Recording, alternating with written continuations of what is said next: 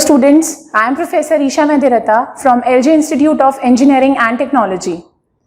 We have started with the third chapter of our syllabus, that is semiconductors, and particularly the topics types of diodes. In the previous video, I had discussed the basic type of diode, that is a PN junction diode. And in today's video, we will be discussing a special type of a PN junction diode, which is known as a Zener diode. So starting with what exactly a Zener diode is.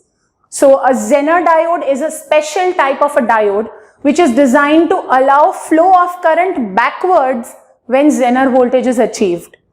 Talking about a PN junction diode, it does not allow flow of current when it is reverse biased.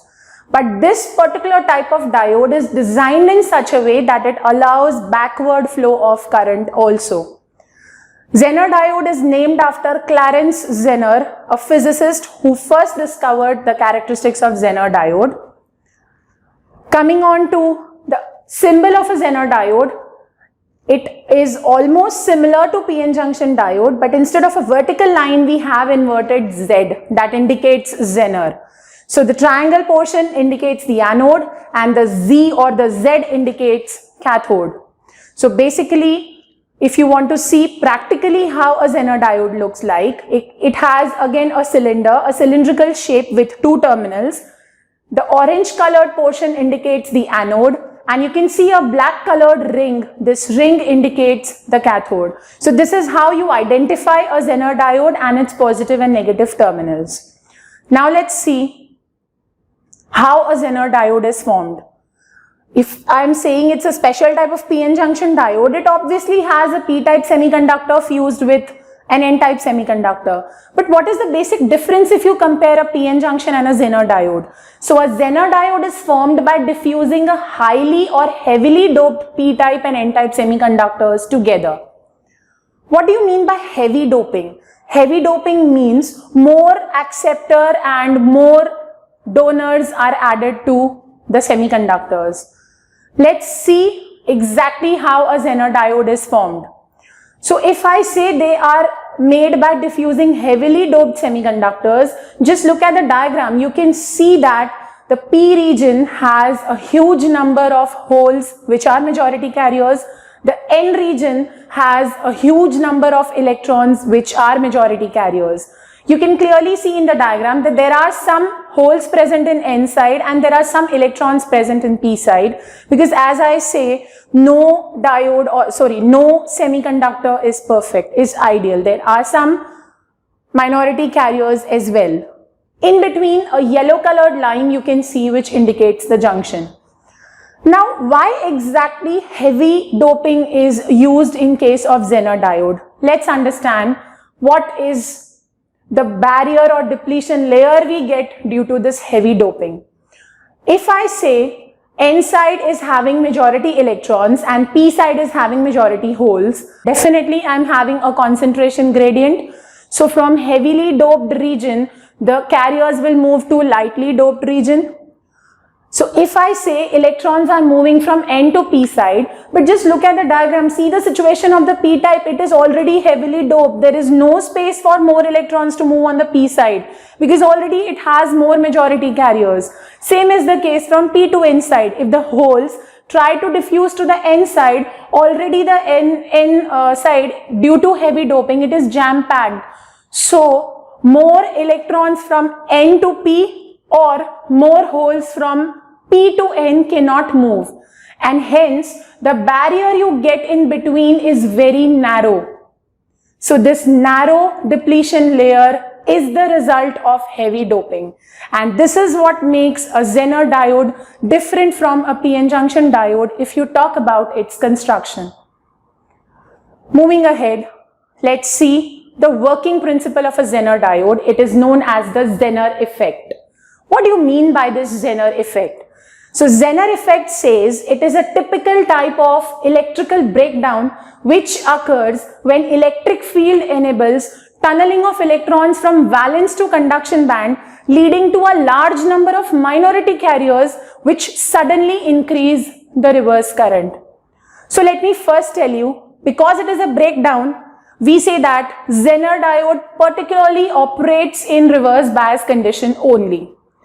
The sentence says that there is a sudden increase in minority carriers, and this sudden increase in minority carrier increases the reverse current or increases the leakage current suddenly, and this is the exact working of a Zener diode. We'll be discussing further. Now moving on to the working of a Zener diode. Now this part I have divided into two categories. First I will be explaining you what is an avalanche breakdown, and then we'll be discussing what exactly Zener breakdown or Zener effect is. So starting with avalanche breakdown. What is avalanche breakdown? It particularly takes place in lightly doped PN junction diodes. Talking about simple PN junction diodes, avalanche breakdown can take place. So let's see what exactly avalanche breakdown means. Now after this breakdown, you can say your PN junction diode cannot regain its original position. You say that the PN junction diode is completely burnt off after the avalanche breakdown takes place. Now what exactly leads to the avalanche breakdown? So it occurs due to the collision of free electrons with the atoms. Let's have a look what exactly this means. Here I have shown a normal PN junction diode. P-type has majority holes, N-type has majority electrons, but just for understanding purpose, I have not shown majority carriers here. Because I said it's a breakdown which is likely to occur when your diode is reverse biased. So how are we connecting it? We are connecting the P-type semiconductor to the negative terminal of battery and the N-type semiconductor to the positive terminal of battery. In between them, you can see a huge or a wide depletion layer is formed. So if you talk about the wide depletion layer, P side has electrons which have moved from N side, and N side has holes which have diffused from the P side. Now let's see what exactly is avalanche breakdown. Suppose I increase the voltage from the battery. So I am actually increasing the external applied voltage. What happens in this case? Because of this external voltage, my majority carriers are moving away from the junction. But if you talk about P-type, there are some minority which are electrons. Because the P side is connected to the negative terminal of the battery, these minority electrons will move towards the junction. You are providing energy to these electrons. So what happens? When these electrons move inside the depletion layer, what is depletion layer? It actually has atoms. So these energized electrons, they just enter the depletion and bang on the atoms and release electrons from there. If I say one electron has collided with one atom, it releases one electron. So now there are two electrons. These two electrons moving further will collide with two atoms to release two more electrons. So now you have four electrons. Again, these four electrons will strike four more atoms and release four electrons. So now there are 8. So P-type semiconductor, which had electrons as minority, is now having a more number of electrons due to collision with atoms. Why does this collision occur? Because we are providing energy to the P-type semiconductor.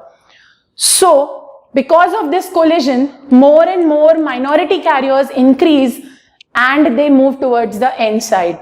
But just look at one thing. We say that the free electrons are striking at a high speed. They have a high velocity and they strike the atom. And whenever you have two objects colliding with each other, heat is generated. So if this process continues and continues, what happens? Your diode gets heated up, and because of this heat, we say the diode gets burnt off. The process in brief. So starting with reverse voltage increases. What does this reverse voltage do? It increases the kinetic energy of the carriers. And what does this do? Electrons collide with atoms of crystals and impart this energy to the valence electrons. And then what happens? This energy breaks the covalent bonds and generates more majority carriers. And if this process continues, it leads to a large flow of current across the junction along with heat, because the entire process generates heat. And this is what we call avalanche breakdown. Now let us move ahead and discuss the principle of a Zener diode, which is known as Zener breakdown. You can also commonly call it Zener effect. So let's see what Zener breakdown says. So it is a breakdown which particularly takes place in heavily doped Zener diodes. You can say the Zener diode is actually said to work after this breakdown.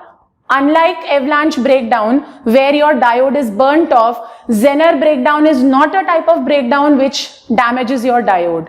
So what exactly is responsible for Zener breakdown? It occurs because of a very strong electric field across the junction. And this particular strong electric field is due to the heavy doping and due to the very narrow depletion layer. Let's see Zener breakdown in detail. So again, it's a type of breakdown we are going to discuss with the help of reverse bias condition only. So P-type is connected to negative terminal of battery, N-type is connected to positive terminal of battery, and a very strong electric field is applied.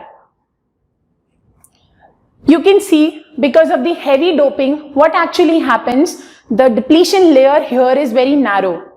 What actually happened in avalanche breakdown, if you increase the supply voltage, what is happening? The depletion layer was increasing and there was much space for electrons to collide with atoms and release electrons. But in this case, the depletion layer itself is very narrow. But then how the minority carriers increase? Let's discuss. Suppose I say the external voltage is increased. If you apply even a small amount of external voltage, you know that the relation of electric field E is defined as V by D. The depletion layer is very, very small. So even if you apply a small voltage, B, that is the denominator, is very small. So you are going to get a very huge value of electric field across the junction. And this strong electric field across the junction is actually responsible for breaking of covalent bonds. Yes, the covalent bonds break here also, but not because of collision. It is because of the strong electric field. Because of the breaking of covalent bonds, electrons are increasing. Electrons which were minority in P-type are now increasing. So you get a sudden increase in current, but heat is not generated. Reason is, because of the narrow depletion region, the electric field generated is very, very huge. And that is the reason the covalent bonds break. So wrapping up Zener breakdown, I can say reverse voltage increases, which leads to electric field at the junction, a strong electric field at the junction. This leads to strong electric field is highly strong enough to break the covalent bonds. What happens due to the breaking of covalent bonds? This generates a large number of minority carriers. What happens because of this?